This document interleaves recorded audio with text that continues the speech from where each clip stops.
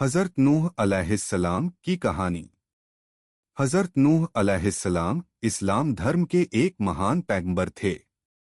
انہیں اللہ نے لوگوں کو سچائی کی راہ دکھانے کے لیے بھیجا تھا۔ ان کی کہانی قرآن شریف میں کئی استھانوں پر آتی ہے اور یہ صبر، ایمان اور اللہ پر بھروسے کی مثال ہے۔ قوم کی حالت۔ حضرت نوح ایک ایسی قوم میں پیدا ہوئے جو بہت زیادہ گمراہی میں تھی۔ لوگ اللہ کو چھوڑ کر مورتیوں کی پوجا کرتے تھے، جیسے ود، سوا، یگوس، یوک اور نصر۔ لوگ اندھ وشواس اور برے کاموں میں ڈوبے ہوئے تھے۔ نوح کی دعوت پرچار۔ اللہ نے حضرت نوح کو رسول بنا کر ان کی قوم کی طرف بھیجا تاکہ وہ انہیں ایک اللہ کی عبادت کرنے کی اور بلائیں۔ انہوں نے دن رات چھپ کر اور کھل کر لوگوں کو سمجھایا، میں تمہیں صاف صاف اللہ سے ڈرنے اور اس کی بندگی کرنے کو کہتا ہوں، وہ تمہیں معاف کر دے گا۔ لیکن ان کی قوم کے بڑے لوگ، امیر اور سردار گھمنڈی تھے۔ انہوں نے کہا، تم بھی ہمارے جیسے انسان ہو، تم پر ہم کیوں ایمان لائیں؟ تمہارے ساتھ تو صرف غریب اور عام لوگ ہیں۔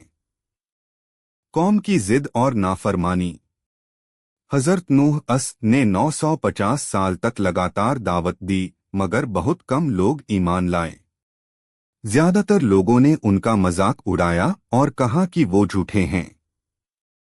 طوفان کی چیتاونی۔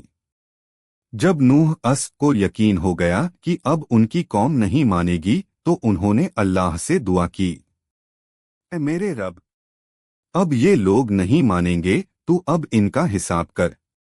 اللہ نے انہیں حکم دیا کہ وہ ایک بڑا جہاز کشتی بنائیں۔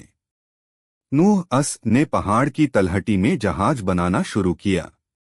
لوگ ان کا مذاق اڑاتے رہے، انہوں اب تو بڑھی بن گیا ہے اور سوکھی زمین پر جہاز بنا رہا ہے۔ سزا، بڑا طوفان۔ جب جہاز تیار ہو گیا، اللہ نے کہا کہ ہر جانور کا ایک ایک جوڑا اور جو ایمان لائے ہیں انہیں جہاز میں سوار کر لو۔ جیسے ہی نوح جہاز میں چڑھے، بھینکر طوفان آیا۔ آسمان سے بارش اور زمین سے پانی پھوٹ پڑا۔ ہر طرف پانی ہی پانی ہو گیا۔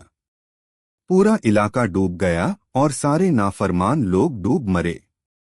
نوح کا بیٹا۔ حضرت نوح کا ایک بیٹا بھی کافر تھا۔ نوح نے اسے جہاز میں چڑھنے کو کہا، لیکن اس نے منع کر دیا اور ایک پہاڑ پر چڑھ گیا۔ اللہ نے اسے بھی ڈبو دیا۔ طوفان کا انت اور جہاز کا ٹھہرنا۔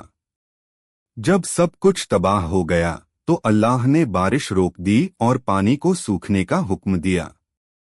نوح کا جہاز جوہی نامک جڑی پہاڑ پر ٹھہر گیا۔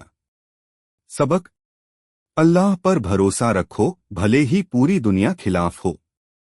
جو لوگ گمراہی میں ہوتے ہیں وہ سچائی کا مذاق اڑاتے ہیں۔ صبر اور دعا سے اللہ مدد کرتا ہے۔ اللہ کی نافرمانی کرنے والے آخر میں تباہ ہو جاتے ہیں۔